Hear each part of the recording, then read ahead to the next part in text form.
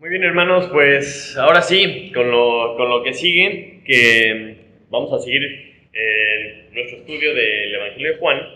Nos toca esta mañana estudiar el capítulo 12, versículos 37 al 43. Y fíjense que este fin de semana se han juntado históricamente dos eventos en nuestro país que se han vuelto a lo mejor muy divertidos, muy chistosos, de mucha, pues a lo mejor hasta de mucha tradición. Pero siento que nuestra cultura también ha minimizado mucho una de las cosas más serias que enfrentamos como seres humanos. Cuando decimos que algo es importante, normalmente decimos que es un tema de vida o muerte. Quiere decir que es algo muy, muy importante. Porque pareciera, ¿verdad?, que todos queremos estar vivos. Y si algo te lleva a la muerte, pues normalmente entenderíamos que es algo malo. Y van a decir, ay, Pastor Pepe, ¿verdad? Pues esto es algo muy obvio. Pero, ¿sí será algo tan obvio o no? Porque el pensar que algo te puede llevar a la muerte, normalmente te frena, te da un poquito de conciencia, genera un respeto en nosotros, el tener temor a algunas cosas, ¿ok? Por ejemplo, si me lanzo de este puente, pues a lo mejor me pasa algo, entonces mejor no lo hago. ¿Sí me explico? Entonces, cuando ese tipo de cosas están en el pensamiento humano, cuando tenemos esta lógica de decir que esto me puede llevar a la muerte, pues es increíblemente importante, porque hace que frenemos, que calculemos, o sea, pensemos dos veces antes de que hagamos algo que nos pueda llevar a la muerte. Sin embargo, veo que constantemente el sistema mundial devalúa el valor que tiene la vida. Constantemente está devaluando el valor que tiene la vida e implícitamente también devalúa el valor que tiene la muerte. Lo está haciendo menos importante. Y es una tendencia que hace que la gente no tome las cosas tan en serio. Hace que la gente no piense las cosas bien, que no lo haga de corazón, que no vea qué tan serias son las cosas. Y esto lo podemos ver claramente con algunas estadísticas que no podemos ignorar.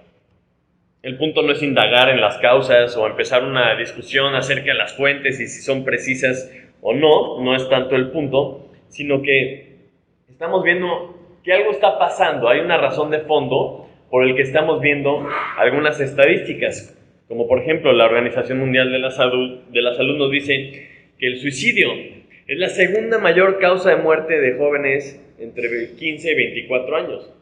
Es una estadística, es algo que está sucediendo. Y en lo que va del año ha habido más muertes por esto que por el virus que estamos sufriendo en el mundo, por ejemplo. Otra de las estadísticas que nos muestra que el valor de la vida se ha devaluado muchísimo es el número de abortos que se generan cada año, que se realizan cada año. Y repito, no es el punto de discutir las causas o las justificaciones de estas cosas, sino el número, los números fríos, que pudiéramos pensar que en una pandemia mundial pues bajaría el número, y no es cierto. Las estadísticas nos dicen que van en aumento. Son cosas que vemos en las estadísticas tremendas y que nos han estado, o que nos pueden hacer ver que la vida o el valor de la vida se ha ido devaluando. Entonces esto es algo interesante. Algo nos está diciendo estas estadísticas de lo que está pasando en el mundo, porque si vivimos en un mundo en el que cada vez se valora menos la vida, ¿no? Y es algo que, bueno, al mismo tiempo obviamente se valora menos la muerte también, y son cosas que vemos, son cosas que sentimos, son cosas que experimentamos y tenemos a lo mejor temor. ¿Cómo creen ustedes que va a estar hoy en día el valor de la muerte y el valor de la muerte espiritual, que son cosas que no se ven? O sea, si en el mundo en el que vivimos está devaluándose el valor de la vida que vemos y que sentimos, ¿cómo estará el valor de la vida espiritual? Obviamente va a estar mucho más abajo. Y es que el comportamiento de una sociedad es el reflejo de los valores que la rigen. Y debemos hacer un esfuerzo nosotros para entender en qué momento estamos viviendo, cómo es la sociedad en la que vivimos y qué es lo que tenemos nosotros que hacer a este respecto. El pasaje de hoy Juan hace un pequeño paréntesis en medio de su explicación, está narrando, está contándonos lo que está diciendo Jesús, y hace un pequeño paréntesis, como para explicarnos por qué la gente no está creyendo. Además explica también que se está cumpliendo una profecía con lo que vamos a leer, y hace un comentario que nos hace pensar nosotros en nuestra propia fe. ¿Cómo es nuestra fe? ¿Qué estamos creyendo? ¿Qué estamos haciendo? Y al final nos deja una nota de esperanza que nos debe motivar a seguir proclamando el Evangelio de Jesucristo. Entonces, acompáñenme a leer, por favor, Juan 12, del 37 al 43. Juan 12, del 37 al 43, dice así la palabra de Dios. Pero a pesar de que había hecho tantas señales delante de ellos, no creían en él, para que se cumpliese la palabra del profeta Isaías, que dijo: Señor, ¿quién ha creído a nuestro anuncio? ¿Y a quién se ha revelado el brazo del Señor? Por eso no podían creer, porque también dijo Isaías: cegó los ojos de ellos y endureció su corazón, para que no vean con los ojos y entiendan con el corazón y se conviertan y yo los sane.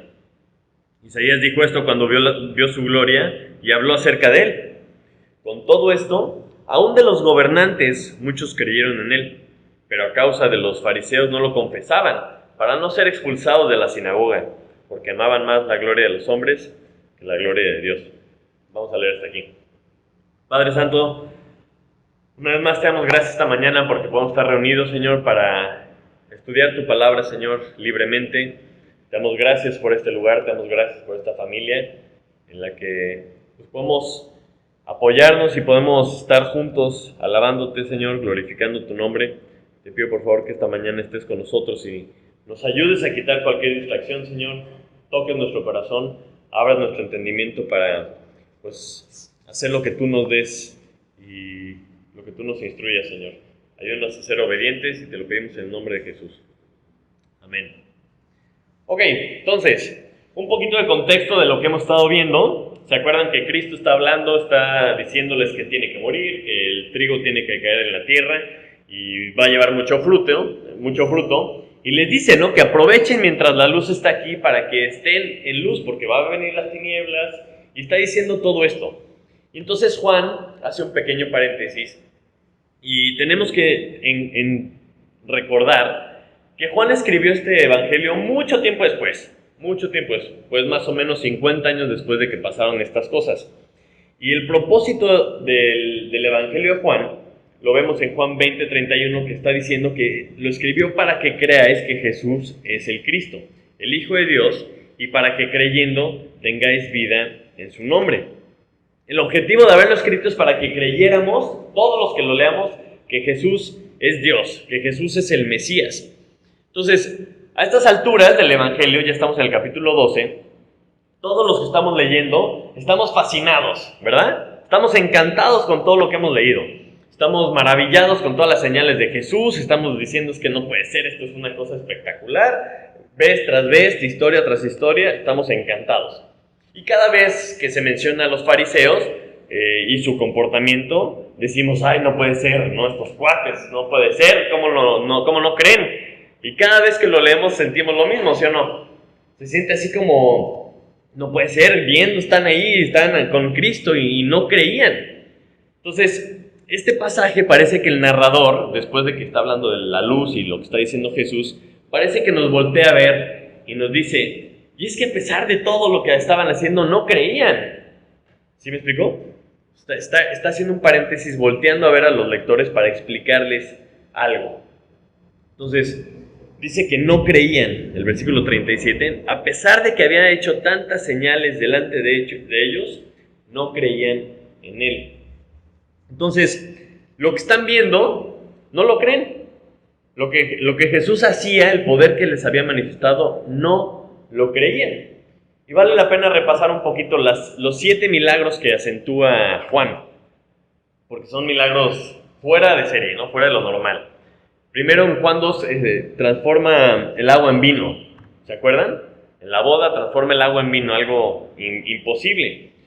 En Juan 4 vemos que sana al hijo de un oficial del rey, a distancia. Ni siquiera tenía que estar ahí, lo sana a distancia. Juan 5 vemos cómo sana a un hombre paralítico que estaba en el estanque de Betesda, ¿se acuerdan? Después alimenta a los 5,000. Con unos poquitos ingredientes alimenta a 5,000 personas. Después camina sobre el agua y calma la tormenta. Puras cosas que vemos casi todos los días, ¿verdad? O sea, milagros espectaculares verdaderamente. Después sana a un ciego de nacimiento, que todo el mundo dice, es que esto nunca había sucedido, nunca habíamos visto que alguien hiciera algo así. Y por último, en Juan 11 vemos que resucita a Lázaro. Ya para este punto ya, por favor, ¿no? O sea, el que no ve es porque verdaderamente algo está mal. Entonces nadie podía explicar estos milagros. Nadie los podía explicar, no había una explicación lógica porque no sabían cómo se hicieron. Porque son físicamente imposibles, ¿ok? Solamente alguien que estuviera por encima de la creación, como Dios, podía haber hecho algo así. Y esto pareciera ser la conclusión lógica. Pareciera que diríamos, bueno, pues es lo lógico, claro. Solamente Dios podía haber hecho esto, entonces yo creo que Jesús es Dios. Sin embargo, vemos que la gente no creyó en Jesús como su Mesías, no creyó que Él era el Hijo de Dios, por más que vieron todas estas cosas. Y la realidad es que las cosas no han cambiado en nuestros tiempos. La gente en la actualidad dice a lo mejor que antes la gente creía en Dios porque no podían explicar las cosas. Entonces, como no lo podían explicar, entonces se lo asignaban a una deidad. Como si eso fuera la explicación, entonces esta gente por eso no creía. Pero vemos en este pasaje y a lo largo de todo este evangelio que ese no era el caso. Aunque la gente no podía explicar las cosas, de todas maneras no creían. Entonces, hoy en día la gente tampoco cree los milagros que seguimos viendo día con día. La mayoría de las cosas a lo mejor las podemos describir, pero casi ninguna se puede explicar a fondo. Por ejemplo, la ciencia puede describir la gravedad, puede decir qué es lo que sucede, la velocidad que afecta y todo, pero no la pueden explicar. Hay teorías en cuanto a qué la genera, pero no la pueden explicar y menos la pueden replicar. La ciencia puede describir también, por ejemplo, la actividad cerebral. Qué foquitos se prenden o qué lado del cerebro está trabajando cuando te recuerdas una imagen en tu mente, pero tampoco lo pueden explicar. Porque si cerramos los ojos y nos acordamos de la playa, automáticamente la vemos, ¿verdad? Entonces la ciencia no lo puede explicar. Puede describir algunas cosas cómo suceden, pero no las puede explicar. O tampoco el crecimiento celular. No saben cómo. Saben que tienen ahí algún tipo de información que les dice las células, ¿no? Porque todos venimos de 2 células. Se juntan y empiezan a multiplicarse y cada célula ya sabe qué va a hacer. Yo voy a hacer una celulita de corazón, yo voy a hacer una celulita de pelo, y la ciencia no puede explicar esto. Pareciera que alguien les está dando instrucciones a las células de qué es lo que tienen que ir haciendo. Entonces, en la actualidad hay muchas cosas que con el conocimiento y la ciencia podemos describir, podemos observar, pero seguimos sin entender cómo suceden si dejamos a Dios fuera de la ecuación. Entonces, en ese entonces la gente no creyó. La gente no creyó en Jesús por lo que vieron. Y en este tiempo mucha gente tampoco cree, porque aunque vean las cosas, no van a creer. Pero entonces podríamos preguntar, ¿qué nadie les dijo? ¿Qué nadie les explicó? Nadie les dijo, ¿es que Jesús es Dios? Versículo 38 dice, para que se cumpliesen las palabras del profeta Isaías que dijo, Señor, ¿quién ha creído a nuestro anuncio? Y lo dice, ¿y a quién se ha revelado el brazo del Señor? Este anuncio que está citando a Isaías 53. Isaías 53:1 que dice, ¿quién ha creído a nuestro anuncio? ¿Y sobre quién se ha manifestado el brazo de Jehová? Y este anuncio son las buenas nuevas. Son las buenas nuevas, el Evangelio. Porque Isaías 53 habla del Mesías. Es el anuncio que todo mundo estaba esperando. Es el anuncio que también vemos cuando nace Jesús, por ejemplo, en Lucas 2. Y se los leo porque es un pasaje muy famoso, pero vemos que sí fue anunciado, sí fue dicho, claramente. Dice Lucas 2:10, pero el ángel les dijo, no temáis, porque he aquí os doy nuevas de gran gozo, que será para todo el pueblo, que os ha nacido hoy en la ciudad de David un Salvador, que es Cristo el Señor. Esto servirá de señal, hallaréis al niño envuelto en pañales y acostado en un pesebre. Y repentinamente apareció con un ángel una multitud de huestes celestiales que alababan a Dios y decían, gloria a Dios en las alturas y en la tierra paz, buena voluntad para con los hombres. Imagínense la escena. O sea, literalmente se aparece un ángel, les da un anuncio, les dice una señal, que más adelante vemos que se cumple, ¿verdad? Está el niño envuelto en pañales, y luego se abre el cielo y ven unas huestes en el cielo alabando a Dios y glorificando por las buenas noticias que habían llegado para la gente. Y está hablando a una nación que estaba acostumbrada a este tipo de señales, acostumbrada, y todos sabían las historias de que se le apareció un ángel a la mamá de Sansón, a la mamá de Samuel, a todo mundo. Y eran cosas que estaban acostumbradas. No solo eso, sino que además en la vida de Cristo se manifiesta el brazo poderoso de Jesús, de Jehová, haciendo las cosas, las señales a través de Jesús, haciendo cosas que nadie había visto. El mismísimo Jesús les dijo, vez tras vez, yo soy, yo soy. ¿Quién dicen que soy? Yo soy, exactamente. Se los dijo vez tras vez tras vez, pero tampoco creyeron al anuncio, tampoco creyeron a las Escrituras. O sea, si el mismo Cristo lo dijo, confirmando lo que había dicho las Escrituras, y no creyeron, dices, ¡qué barbaridad! Pero la realidad es que hasta la fecha sucede lo mismo. Hasta la fecha vemos la misma incredulidad. Esa misma incredulidad de antes existe ahora. A veces creemos, ¿verdad?, que la gente de antes creía más. La gente de antes era más fácil. No es cierto. Es la misma incredulidad antes y ahora. Y me van a decir, ¡ay, qué barbaridad! Bueno, entonces, ¿qué vamos a hacer, no? O sea, ¿qué podemos hacer? ¿Qué está pasando? Porque debemos de entender por qué no creyeron. Debemos de entender qué es lo que está pasando. Y Juan, inspirado por Dios, nos explica. Yo creo que se toma el tiempo para incluir este pasaje para explicarnos por qué no creen. Y podemos ver en el versículo 40 que se endureció su corazón. Dice, cegó los ojos de ellos y endureció su corazón. Está al mismo tiempo que está explicando por qué no creían, está diciendo que Dios estaba cumpliendo una profecía de Isaías 6:10. Está citando textualmente lo que está diciendo. Y es que tenía que ser endurecido el pueblo, tenía que ser endurecido las autoridades para que pudiera venir la salvación por medio de Jesucristo. Y esto nos lo explica muy bien Hechos capítulo 13, lo explica perfectamente. Dice, porque los habitantes de Jerusalén y sus gobernantes, no conociendo a Jesús, ni las palabras de los profetas que se leen todos los días de reposo. A ver, pausa. O sea, sí conocían a Jesús y sí conocían las Escrituras, pero no las reconocían. O sea, no entendían que Jesucristo era el Mesías y que las Escrituras hablaban de Él. Por eso dice, no conocían a Jesús ni las Escrituras que se leían todos los días de reposo. Y dice, las cumplieron las Escrituras al condenarle. Y sin hallar en él causa digna de muerte, pidieron a Pilato que se le matase. Y habiendo cumplido todas las cosas que de él estaban escritas, quitándolo del madero, lo pusieron en un sepulcro.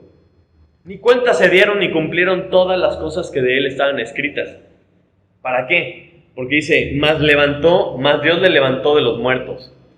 Y dice más adelante que estuvo con ellos muchos días y que hubo muchos testigos de que esto había sucedido. Y esto era el cumplimiento de la promesa hecha a los padres en el Antiguo Testamento. Entonces dices, a ver. Entonces, no creían porque Dios no quería que creyeran. Dices, sí, ¿por qué? Porque muchas veces el endurecimiento del corazón es parte del plan de Dios. Porque algo tiene que pasar. Algo faltaba que pasara para que pudiéramos ver el poder y la grandeza de Dios.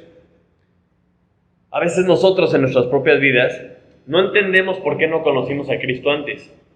Decimos, ay, si yo hubiera conocido antes a Cristo, me hubiera ahorrado esto, me hubiera ahorrado lo otro. ¿Es algo que han pensado, sí o no? Es algo que yo creo que todos podríamos haber empezado antes. Pero si somos sinceros, podemos entender que si no hubiera pasado lo que pasamos, a lo mejor nunca lo hubiéramos buscado. Porque a veces esa soberbia, la necedad, la rebeldía, son manifestaciones de un corazón duro. A veces sin estas cosas son las que nos orillan a buscar a Dios después de que estamos sufriendo las consecuencias de nuestro pecado. Ya que estamos en esa rebeldía, en esa soberbia, estamos tercos haciendo lo malo, de repente pasa algo que entonces sí decimos, ok, entonces yo no puedo, entonces ahora sí voy a buscar a Dios. Entonces esa es parte a veces del plan, para que podamos volver o empezar a buscar a Dios. Este es el patrón que vemos en el Antiguo Testamento con la nación de Israel. constantemente se olvidaban, se endurecía su corazón, se alejaban de Dios, les iba mal, buscaban a Dios. Es un patrón que tiene el ser humano, no solo la nación de Israel, sino nosotros también. Aún conociéndolo, a veces nos endurecemos, nos entercamos, pasa algo, nos sucede algo, llega una crisis, llega un problema, y decimos, ay, tengo que buscar a Dios. Pues a veces esto es parte del plan de Dios. Otra razón por la cual la gente puede tener la vista cegada para no ver a Dios, la vemos en 2 Corintios 4. 2 Corintios 4, 3 y 4 dice: pero si nuestro evangelio está aún encubierto, entre los que se pierden está encubierto, en los cuales el Dios de este siglo cegó el entendimiento de los incrédulos, para que no les resplandezca la luz del evangelio de la gloria de Cristo, el cual es la imagen de Dios. Muchas veces pensamos, ¿cómo es posible que no vean? O sea, ve esta cosa que está sucediendo, ve esta maravilla, la vida, la naturaleza, lo que sea, ¿cómo es posible que no vean? Y es que es una realidad tremenda, que el enemigo está también haciendo todo lo posible para que la luz de Jesús no resplandezca en la vida de la gente. Es algo que tenemos que entender que es algo cierto. Y muchas veces, como no lo vemos, pensamos que o nos cuesta trabajo identificarlo o pensamos que no es cierto. Pero es mucho más real de lo que nos damos cuenta. Entonces, si vemos que Dios permite el endurecimiento y la ceguera en algunos, y por otro lado tenemos a Satanás engañando y cegando el entendimiento de otros para que la gente no vea a Jesús, a lo mejor me puedes decir, bueno, entonces, ahora sí que no hay nada que podamos hacer, no hay nada que yo pueda hacer.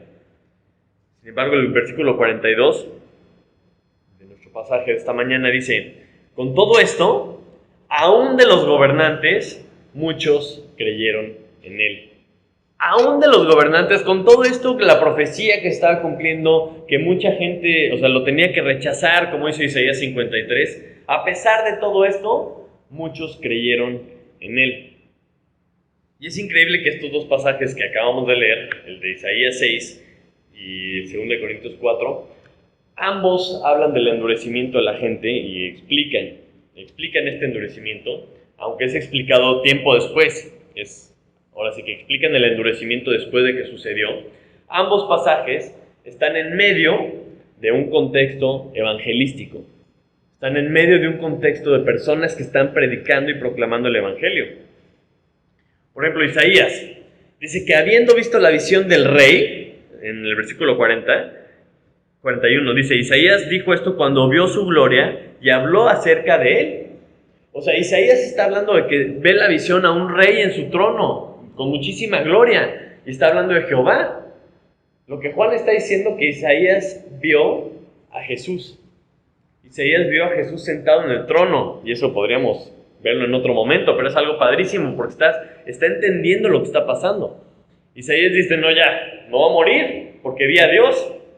Y llegan con un carbón encendido y le tocan la boca y le dicen: tus pecados te son perdonados. Y dice: ¿a quién voy a enviar para que entregue este mensaje?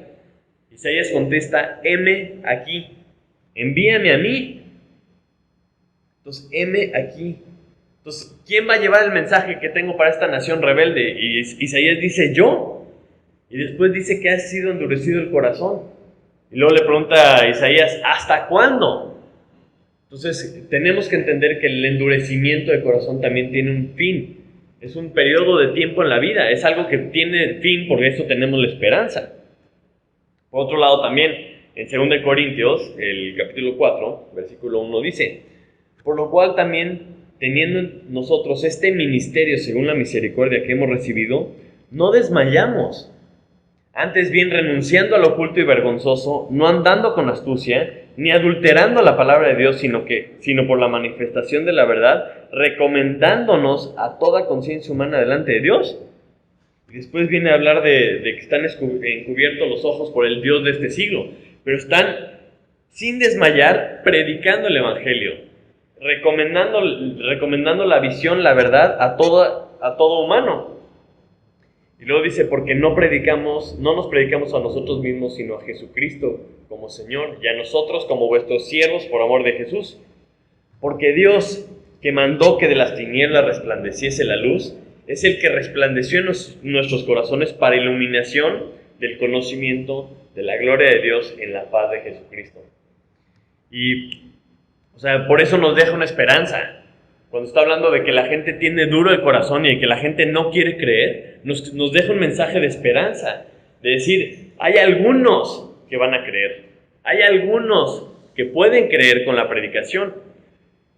Y esta esperanza nos debe de comprometer, porque nosotros somos enviados a evangelizar, a proclamar el evangelio, a hacer luz en medio de las tinieblas. Nuestra mirada, nuestro objetivo deben ser estas personas que posiblemente van a creer.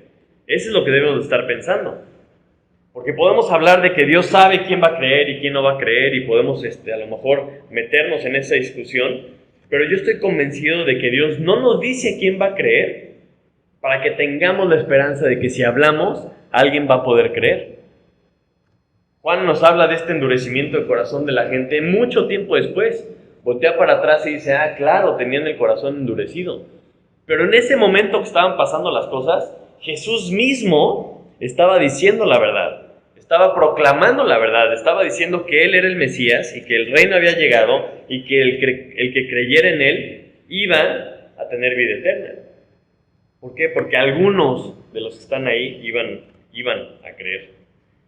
Entonces, ¿qué nos llevamos de este pasaje? De este como pie, nota al pie que hace Juan como narrador. Creo que deja claro que Dios va a cumplir sus propósitos, Dios va a cumplir todas sus promesas, y además nos deja una esperanza que nos debe de motivar cada día a seguir proclamando el evangelio, hasta lo último de la tierra. Porque con todo y todo lo que está pasando a nuestro alrededor, todo lo que vemos, toda la negatividad que está sucediendo y demás, si predicamos, algunos van a creer. Entonces esta mañana a lo mejor tú no has entregado tu vida a Jesús, tal vez estás pasando por una etapa de sufrimiento, algún tipo de problema, tienes algún tipo de crisis, pero créeme que eso no es una coincidencia. Dios te ha llevado toda tu vida hasta este momento para que estés ahí preguntándote, ¿quiero seguir así? ¿Quiero seguir así? ¿Quiero seguir intentando en mi necedad? O a lo mejor es tiempo de reconocer que no puedes solo. Porque todo esto que escribió Juan, inspirado por Dios, fue para que llegáramos a la conclusión de que Jesús es Dios y de que creyéramos en Él y de que haciendo esto tuviéramos vida en Él. Y esto es algo que tenemos que concluir cada uno de nosotros, tenemos que creer cada uno de nosotros. Porque si tú lo crees, si tú lo entregas tu vida a Jesús, si tú te arrepientes de tus pecados, es la mejor decisión que vas a tomar en tu vida. Ahora, si tú ya decidiste esto, si tú ya tienes claro, ¿verdad?, que eres un hijo de Dios, quiero dejarte con una reflexión que vemos al final de este pasaje, en el versículo 42 y 43. Dice, con todo esto, aún de los gobernantes muchos creyeron en Él, pero a causa de los fariseos no lo confesaban, para no ser expulsados de la sinagoga, porque amaban más la gloria de los hombres que la gloria de Dios. Y esto se me hace impresionante porque, son gente que sí creyó. Ellos sí creyeron en Jesús, pero no se atrevían a proclamarlo porque amaban más la gloria de los hombres que la gloria de Dios. Amaban más su posición en la sinagoga. Decir, no, si me van a correr voy a perder todos estos privilegios. Entonces creyeron en Jesús, pero no se atrevieron a proclamarlo.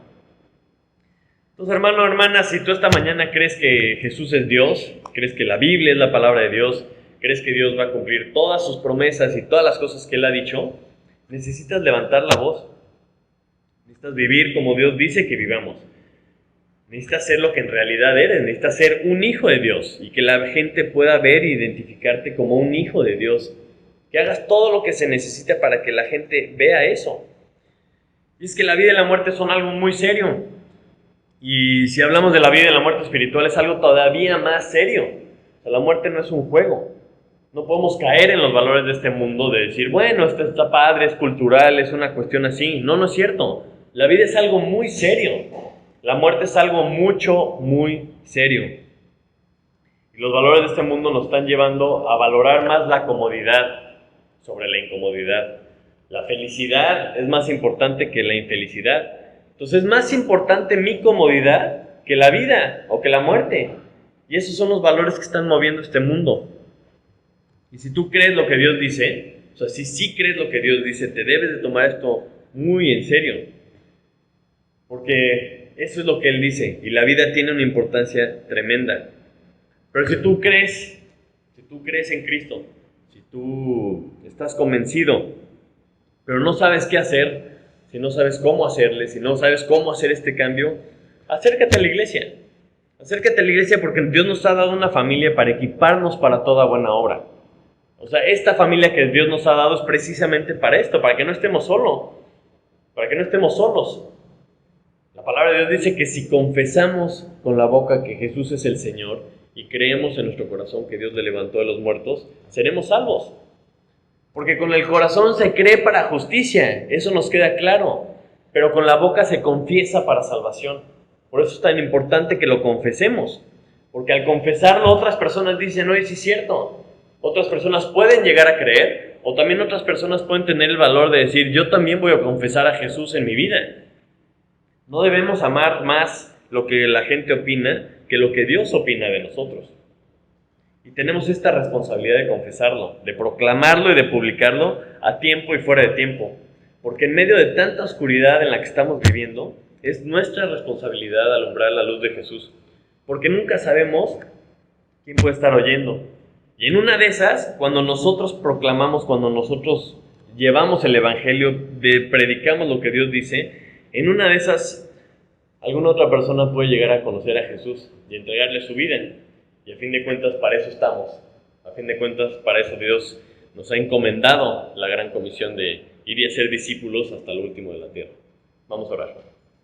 Padre Santo, te amo, muchísimas gracias por tu palabra, Señor. Gracias por explicarnos por qué a veces no creemos, Señor. Gracias porque entendemos, Señor, que a veces somos tercos, Señor. A veces el enemigo tiene planes, a veces nos dejamos llevar por tantas cosas, Señor, pero tú quieres que la luz resplandezca en la oscuridad, Señor. Eso es lo que tú mandaste. Tú nos has mandado que nosotros reflejemos tu luz, Señor. Te pido, por favor, que tú nos des convicción, nos des valor, nos des ese denuedo, Señor, de hablar de ti, Señor, a tiempo y fuera de tiempo. De no tener pena, Señor, de vivir como tú quieres que vivamos, Señor, de hablar lo que tú quieres que hablemos. Padre, te pido que nuestras vidas valgan la pena para ti, Señor. Que podamos llevar el Evangelio hasta el último de la tierra, Señor, y que con nuestras vidas también podamos atraer gente a ti, Señor. Que nuestra vida valga la pena para glorificarte a ti, Señor. Te pido esto, en el nombre de Jesús.